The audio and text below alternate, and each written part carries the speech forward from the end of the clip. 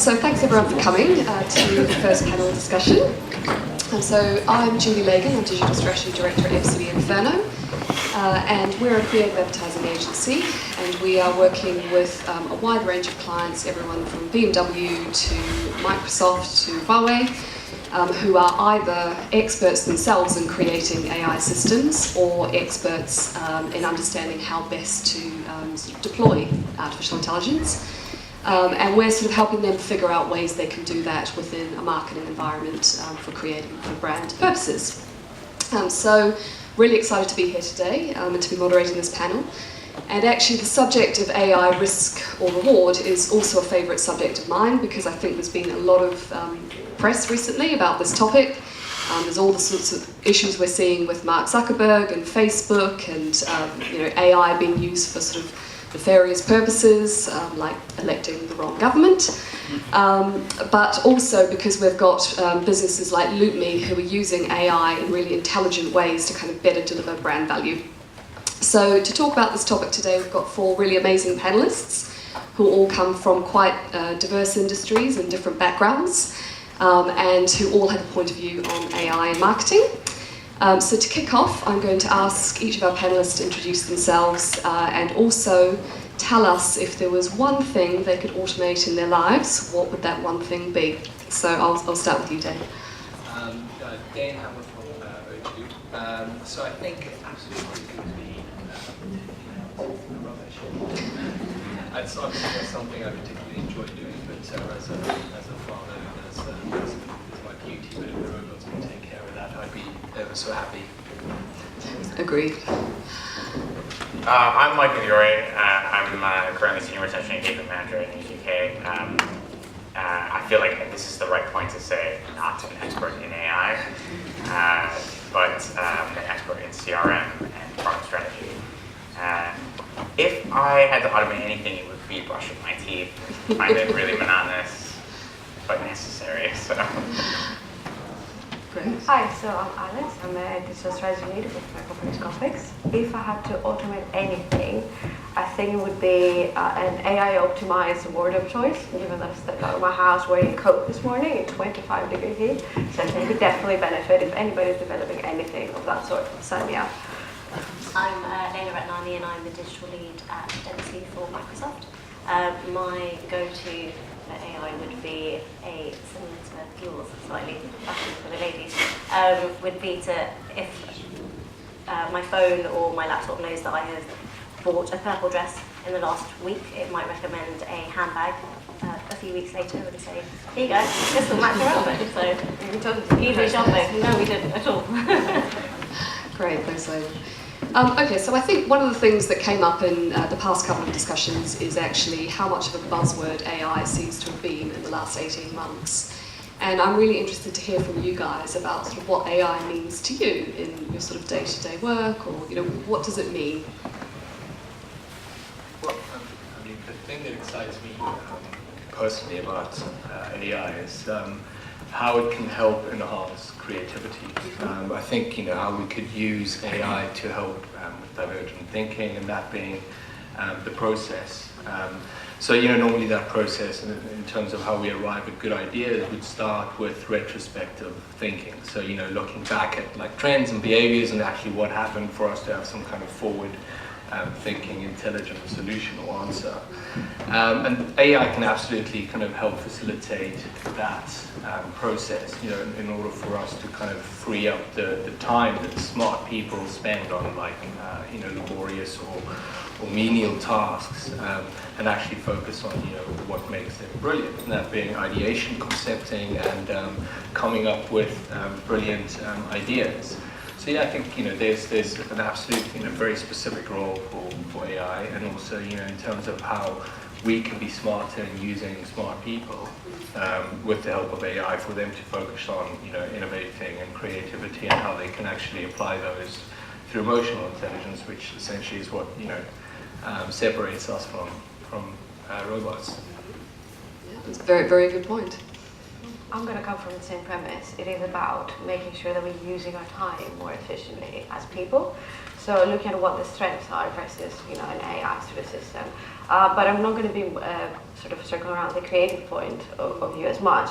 It's more along the sides of optimization, channel mix. I see a lot of benefit coming from automating that process and making it more efficient and more effective. I think from my perspective there are two levels of AI and automation that we're looking at. So there is of course the resolving the mundane issues and making the day-to-day life easier, but I think that there's another layer to that, which is something that Leonard touched on, which is how do machines think for themselves?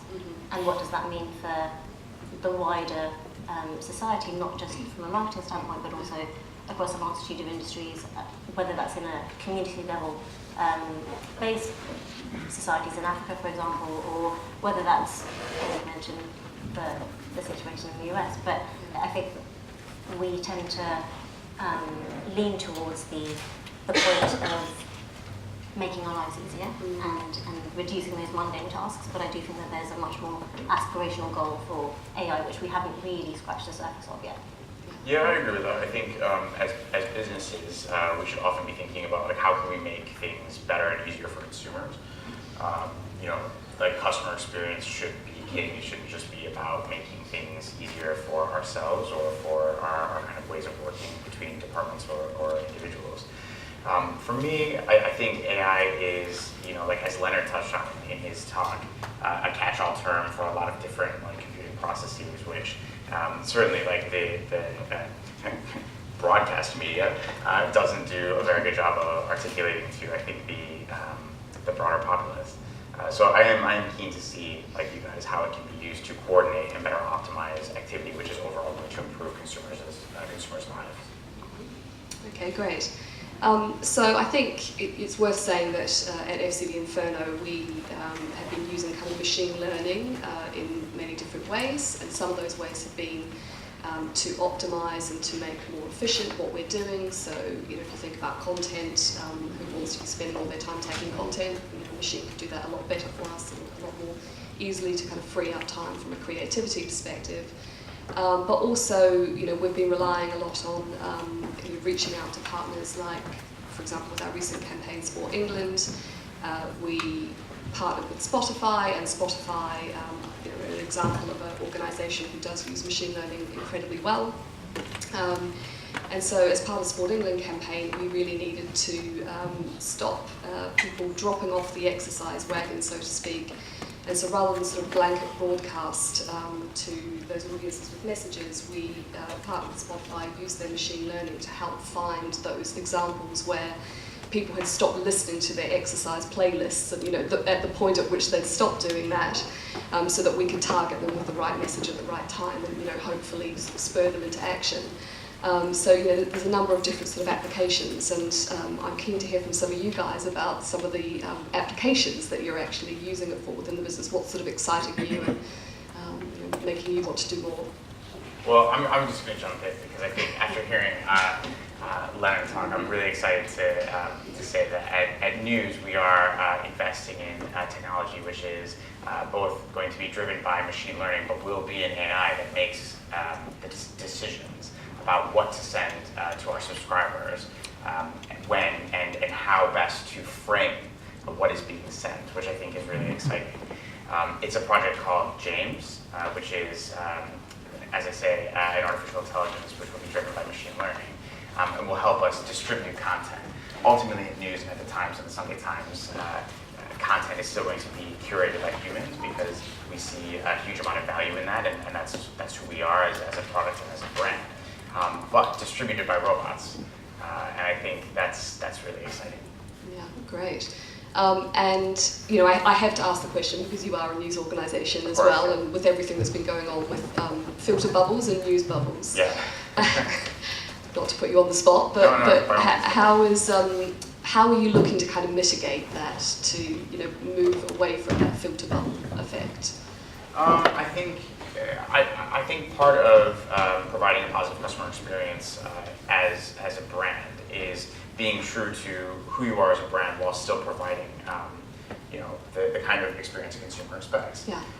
And what we're talking about is content marketing on steroids, essentially. Mm-hmm. And so I think by serving content that we can argue or predict that a consumer is interested in, it doesn't necessarily mean that it's content within a bubble. It's, I guess, the difference between like an aggregator like Facebook and what's being served to consumers in their newsfeed versus what we're serving them is that we are starting from a more diverse starting point. Yeah. Where you actually have like different journalists who will disagree with each other inherently, who will one is conservative, one is labor, one is crazy, and another one is, and I think, without naming names, and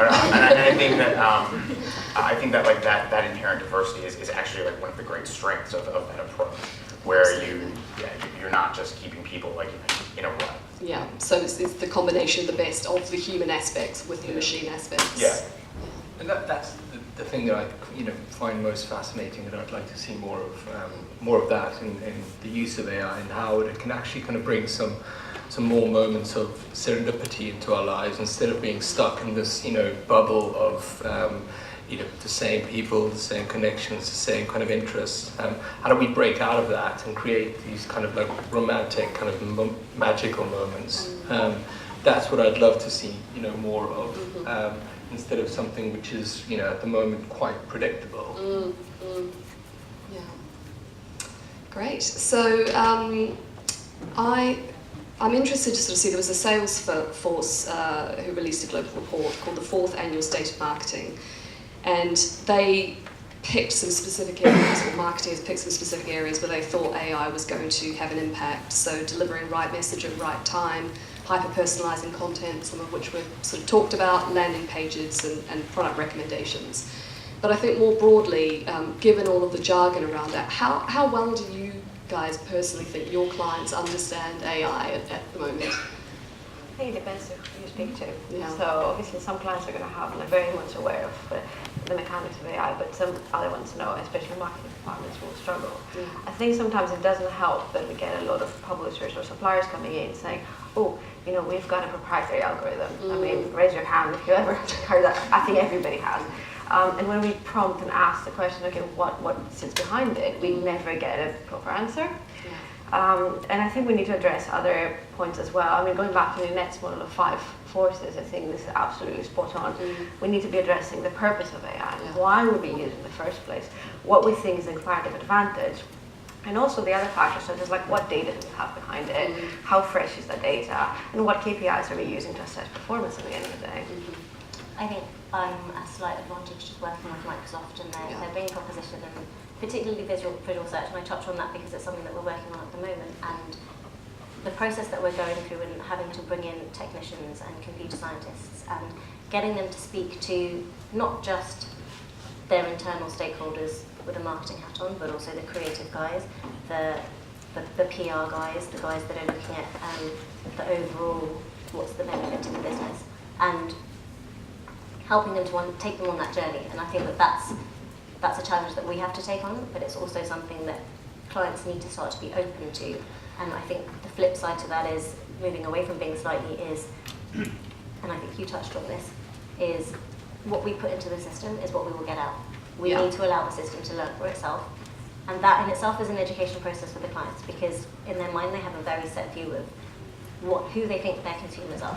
And we need to slowly try and move them away from that to get the full benefit, I think, from anything that's true machine learning or AI. Yeah, I think that's a really good point, actually, and sort of that leads on to one of the things that we talk about is that because this is such a nascent industry, and because we are moving from a state where most of us are starting out in machine learning, but we're, as Leila said, not there yet when it comes to AI, it's all about the rules that we put into the system. And Leila mentioned that data is truth, but is that data actually what you want to see in the world? And I think that's one of the big risks that we face, is that when we're parenting this AI child, we have to make sure that we're giving it truths that we want to see in the world. So I'm interested to hear your guys' point of view on that as well. Well, I think it's interesting. The idea that human biases might appear in like different algorithms or an AI that can actually make decisions is a really interesting thought experiment. I know that we were talking before. Like Yeah. I've never met a female data scientist Yeah. in the 8 years that I've been doing this, and I think that's probably it's a real problem, you know. Yeah. And I think how can we make sure that things like that aren't being built in? Yes, yeah, absolutely. And I think that I saw a very interesting chart a while ago from it was sort of data that displayed Disney films, and what they showed was that across the sort of lifespan of all the Disney scripts, I think female characters had probably about 30% of the speaking parts that male characters had. So effectively, that was an algorithm that was teaching young children that women don't have a voice or have a much lesser voice. So I think it's one of the things that we have to be hyper aware of, is that yes, we do want to optimize around getting results, but at the same time, there's a brand perspective on that, which is, you know, about doing good and making sure that we see the things in the world that we want to see. So thinking more about that risk aspect and, you know, maybe the impact on our own jobs as well. I'd be curious to hear on that, because there was a study that the OECD did recently where they talked about the fact that they say that only 4% of jobs in, you know, established countries like the UK, US, will have jobs replaced by automation. And, you know, I'm kind of wondering, from a personal perspective, in your own roles, do you see a threat in that? Is that something that's keeping you up at night or exciting you, perhaps? No, I think, I mean, you know, AI shouldn't be seen as a destructive force. It's an enabling force. And, you know, if it does feel like there are some disciplines or, you know, specifically some jobs that are under threat, then it's not about kind of, you know, trying to fix that problem as such. It's more about going back and looking at our educational system and trying to avoid, you know, putting people through an educational system for them to eventually perhaps land up in a job that could easily be replicated by AI.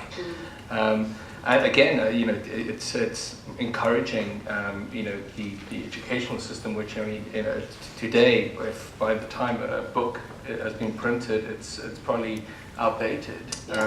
You know, Wikipedia is updated by the second, so we're living in a world that's real time. So, you know, we should encourage people to actually focus on things that can't essentially be replicated by AI, and that would be like innovating through creativity and applying those through emotional intelligence, so we can actually, you know, control this this force, which is an enabler for us to use instead of a destructive force. So I think you're completely right. I would definitely see it more as an opportunity rather than a risk. I don't think machine learning is going to replace jobs per se. It might replace tasks, but I don't think it will replace jobs in their entirety, and not probably in our immediate careers at least. And yes, you're right. I think it is about giving our teams, our staff members, the opportunity to push themselves and to go beyond the mundane tasks that they are drilled down. And I think everyone here is going to know that they spend most of their life in Excel. That's not what we want our teams to be doing. So it is giving them the opportunity to be more creative and to really think outside of that box. Yeah. I'm going to depart from a slightly different point. I'm going to say that technology does replace jobs, but it doesn't replace work. And that's a quote from the Harvard Business Review, actually. And what that means is that tasks might change, well, closer to what you said, but actually the sort of need to produce and be productive, that is not going to change. And going back to the fact that we are, I think, in the fourth industrial revolution, and there's been about 3 of them before, and we changed from an agricultural society to a manufacturing society, and then from a manufacturing society to a sort of service-based industry. I do think that has been demonstrated before as a trend, and it will continue. At the same time, it is scary from an agency point of view, because we do have a pyramid structure in most agencies, where a lot of the sort of lower jobs, exec and account manager level, will be replaceable by AI. But then again, back to your point initially in the first question, that will allow us to focus on more interesting things to do. And some of the things that AI can't necessarily do at this point is account for radical innovation. So this is where we need the thinking hat on and the time to do that. Yeah, I think the importance of relationships is also, you know, something that we forget about. You know, I can't have a relationship with an AI an AI bot, which with agencies and people that we work with, we have very, very strong relationships with. So that's also a very important thing about the human human culture. Yeah. And absolutely culture, because I think even with the chart that was shown before about all of those aspects of AI, it needing to feed data and needing to set rules and needing to kind of look at outputs, ultimately you have people who are still sitting above that process, and it's the culture of the people that make that process successful. So thinking more broadly about how you see AI impacting businesses beyond sort of job security, do you have any thoughts on that? I would say two things immediately spring to mind. I suppose one is consumer apathy, which I think we see more and more of in a variety of different spheres, whether it's in terms of voters or whether it's in terms of like actual consumers. Like that presentation, the first one that we saw, where you're seeing actually fewer on-brand purchases being made, more kind of off-brand products. That's something to think about. And I suppose the other thing that I think is slightly concerning is it's just left me. Hold on. Come back. Okay. Yeah. So I think the point that you made around brands. How That's it. Yeah. It's actually how brand marketing will change. Because I think more and more you have, for many years you've had brands who are consistently articulating a message, like through the line, as it were. And I think now that we have, I don't think that's going to be adequate anymore. I don't think you're going to have one brand identity, which then you can kind of filter through multiple channels. I think that it's going to be, you're going to have multiple brand identities in order to remain competitive, and I think that's going to be inherently uncomfortable for a lot of us as marketeers. That's really interesting. I mean, just to touch on that, for instance, I mean, we're kind of living in this programmatic world where it's kind of seen as the answer, but to kind of find your personality and kind of your identity as a brand amongst that is the only way you can really do that is through connecting with people and that being experiences. So that's the other thing that we need to try and kind of like find help through AI, how we can actually, again, kind of, connect with people beyond kind of something that's very kind of optimized to a very sharp and programmatic level that can actually, identify a personality and a human level within that. Yeah, absolutely. And I think, to touch on the Amazon Alexa example, it was somewhat worrying as a brand marketeer to see that, that people are changing their habits and that Amazon Alexa is therefore deciding which toothpaste you're going to be ordering and purchasing, which is all the more important for all of us to be establishing those brand credentials in any way that we can. I think, again, personally with Alexa, she's great, but she. It. I don't know. I think Jeff Bezos wakes up every morning and laughs at his poor excuse for an MVP. No, well, quite. Somebody complains. Yeah. Literally at the start. Yeah, no, and I think if we talk about parenting the AI child, I think Alexa is the toddler at this stage, where I can say, Alexa, turn on the lights, but I can't say, Alexa, when I get home from work, turn on the lights, and think intuitively for me. So, personally, I still want to be making decisions as a consumer myself about what I want to see in my own life. So that's our role as marketeers, I think, to ensure that we're kind of embedding that for our brands. So, what are you most looking forward to seeing in years to come with AI? How do you think it can make your lives easier, your roles easier? What's exciting you about it? Are we talking media or certain because I think I'm personally very excited by applications where in areas where humans are failing other humans, such as like healthcare, for example, and diagnostics, and having sort of a better interaction with professionals. So it might be AI or like bot-based, but still very, very efficient. Yeah, I think healthcare was one of mine, and the other one is to get computers to answer the question why. I don't think that they are intuitively built just yet to be able to do that. The other thing that there are two things that I'm quite keen to see is the regulation around AI. I think that's going to be a very hot topic with it. we're not going to be able to get very far without it. And also just to see what comes out of China. They have the most powerful computer, and we're yet to see what that means for the rest of the world. So those are the things that I'm going to look out for. Yeah, great. I would really like to see, I don't know how, but I'd really like to see AI bring us closer together as a race, as opposed to continuing to divide us, which is maybe idealistic, but I think it's possible. Yeah, I think I go back to kind of, the thing I'd love to see most is how we can use this world of algorithms and AI to kind of, help bring a bit more serendipity into our lives. Those kind of moments that seem mad, but then eventually kind of work out. More of that, and kind of break out of this bubble, so we can discover, learn more, and innovate, and just kind of bring a bit more romance into it. Yeah. I mean, it's interesting that you talk about China, because one of our clients is Huawei, who are sort of leaders of AI, and their latest handset has AI built into the handset. And one of the things that will help you do is basically optimize your pictures, so you can kind of take the very best picture you can. So because of all of the myths of AI that are out there and some of the scaremongering that goes on, what we've discovered is that consumers are a little bit fearful of the application of it. So we're trying to do both an education job and an enlightenment job, so that people understand that the machines are there to help us, not necessarily take over the world and hinder us. Yeah. Okay, well, I'd like to thank you all for joining me here today, and I hope you've all learned something very interesting, and thanks very much.